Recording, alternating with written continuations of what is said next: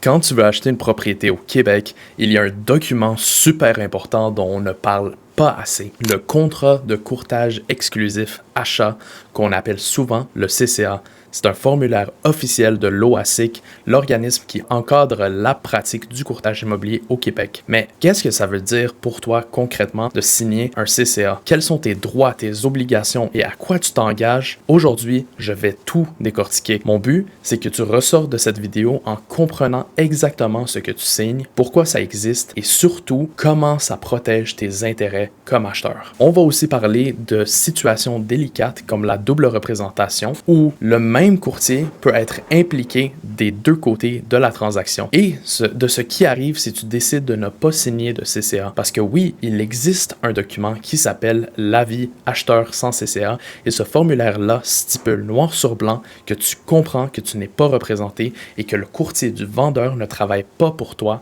mais pour défendre les intérêts de son client, le vendeur. Si tu es sérieux dans ton prochain achat, ce que je vais te partager aujourd'hui peut littéralement t'éviter des erreurs qui te coûteraient des dizaines de milliers de dollars. Bienvenue sur Vivre à Laval et sur la Rive-Nord. Moi, c'est Émile Moussa, je suis courtier immobilier résidentiel. Chaque semaine, j'aide des familles comme la tienne à naviguer le marché immobilier en toute confiance. Si tu veux qu'on discute ensemble de ton projet, clique sur le lien ci-dessous et si tu remplis le formulaire, je vais te contacter pour regarder ta situation en détail. Commençons par la base. Qu'est-ce qui est le CCA? Le contrat de courtage exclusif achat, c'est un contrat qui dit que toi, comme acheteur, tu t'engages officiellement un courtier immobilier pour te représenter dans ta recherche et ton achat. Ce qui n'est pas juste une formalité. C'est une entente légale qui fait en sorte que ton courtier a l'obligation de défendre uniquement tes intérêts.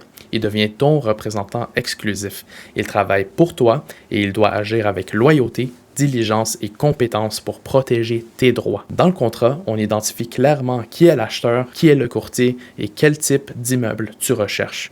Ça peut inclure la localisation, le type de maison, ton budget et tes conditions particulières. Ça donne un cadre clair à la relation et ça évite les malentendus. Un point que beaucoup de gens ignorent, tant que tu n'as pas signé de CCA, tu n'as pas de courtier qui travaille officiellement pour toi. Tu peux visiter des maisons avec n'importe quel courtier, mais à ce moment-là, ce courtier-là représente le vendeur. Son devoir, c'est de défendre les intérêts de son client vendeur, pas les tiens, et c'est là que le CCA devient critique, parce qu'en le signant, tu crées une relation formelle où le courtier a un devoir envers toi, pas envers l'autre partie. Le CCA précise aussi la durée du contrat. En général, il peut être signé pour quelques mois, parfois plus, et il prend fin à une date précise. Mais tu as aussi le droit de résilier ton CCA sous certaines conditions. L'idée, ce n'est pas de te piéger, c'est de clarifier les responsabilités de chaque partie. Un autre aspect crucial, c'est la question de la rétribution. Le CCA précise comment ton courtier est payé. Dans la majorité des cas, c'est la commission offerte par le vendeur qui couvre la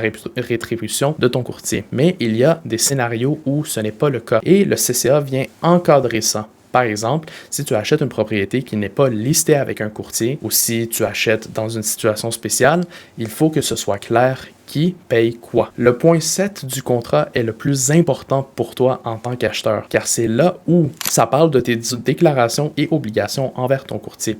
Et en gros, ça dit que pendant sa durée, tu t'engages à passer par ton courtier pour toutes les démarches. Tu ne peux pas aller négocier directement avec un vendeur en contournant ton courtier parce que ça irait à l'encontre de l'entente. Mais attention, ça ne veut pas dire que tu ne peux pas aller visiter une maison lors d'une visite libre. Tu peux le faire, mais tu dois dire clairement que tu es représenté par ton courtier. C'est une question de transparence et ça protège tes droits. Je le vois assez souvent sur le terrain lorsque des courtiers n'ont pas bien pris le temps d'expliquer à leurs clients les engagements auxquels ceux-ci signent sur le CCA et ça finit par un malentendu la majorité du temps. Saviez-vous que votre courtier ne pourrait pas être payé pour son travail si vous faites la visite en contactant le courtier inscripteur au lieu de passer par votre courtier avant? Légalement, ton courtier ne sera pas vu comme ce qu'on appelle la cause efficiente de la vente. Donc, en d'autres termes, il ne sera pas vu comme méritant la commission car il n'aura pas fait le travail de vous montrer la propriété et d'avoir pris les démarches nécessaires à votre place. Maintenant, parlons d'un sujet qui intrigue beaucoup de gens. La double représentation. La double représentation arrive quand le même courtier se retrouve impliqué des deux côtés de la transaction, c'est-à-dire qu'il représente à la fois l'acheteur et le vendeur. Au Québec, c'est encadré par la loi. Si ça arrive, le courtier doit te le dire clairement et obtenir ton consentement écrit avant d'aller plus loin. Même que le courtier est déontologiquement obligé de te recommander d'être représenté pour un achat depuis le 10 juin 2022. Pourquoi c'est important? Parce que dans ce scénario, le courtier ne peut pas défendre tes intérêts avec la même intensité que s'il ne représentait que toi. Il doit rester neutre. Il peut te donner de l'information, faciliter la transaction, mais il ne peut pas te conseiller comme il le ferait en situation normale. Si tu acceptes la double représentation, il faut le faire en toute connaissance de cause. Et si tu ne veux pas être dans cette situation, tu as le droit de dire non. Tu peux demander à ce qu'un courtier prenne le relais pour toi. L'important, c'est que tu comprennes bien ce que ça veut dire avant de signer quoi que ce soit. Maintenant, parlons de l'autre document dont très peu de gens ont entendu parler, l'avis acheteur sans CCA. Ce formulaire existe pour une raison simple. Si tu décides de ne pas signer de CCA, ton courtier doit te faire signer cet avis.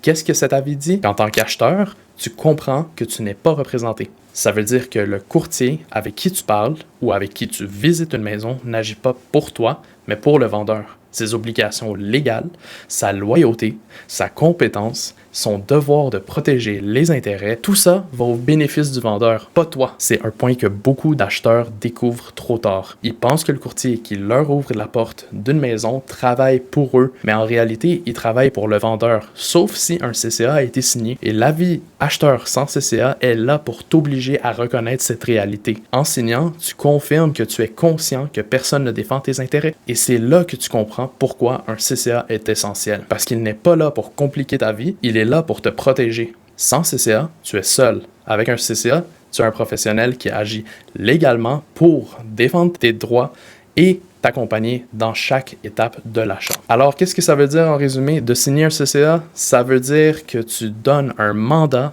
exclusif à un courtier pour te représenter. Ça veut dire que ton courtier doit agir dans ton intérêt, te donner toute l'information pertinente, faire les vérifications nécessaires et t'accompagner avec loyauté et compétence. Ça veut dire aussi que tu comprends comment il est rémunéré et que tu sais à quoi t'attendre si une situation de double représentation arrive. Et ça veut dire que tu n'es jamais seul dans un processus aussi complexe qu'un achat immobilier. En conclusion, le CCA est beaucoup plus qu'un simple papier. C'est une protection légale pour toi comme acheteur. C'est ce qui fait la différence entre être représenté et être seul face à des enjeux financiers et légaux énormes. Et c'est exactement pour ça que je prends toujours le temps d'expliquer ce document à mes clients parce que je veux qu'ils sachent à quoi ils s'engagent, mais surtout comment ça les protège. Dis-moi en commentaire, est-ce que tu avais déjà entendu parler du CCA avant aujourd'hui? Est-ce que tu savais qu'il existe un document qui dit que sans CCA, tu n'es pas représenté? Et si tu veux discuter de ton projet immobilier et comprendre comment je peux défendre tes intérêts comme acheteur, clique sur le lien ci-dessous. On va prendre un moment ensemble pour analyser ta situation et je vais te guider tout au long de ton processus pour que ça soit une vraie réussite.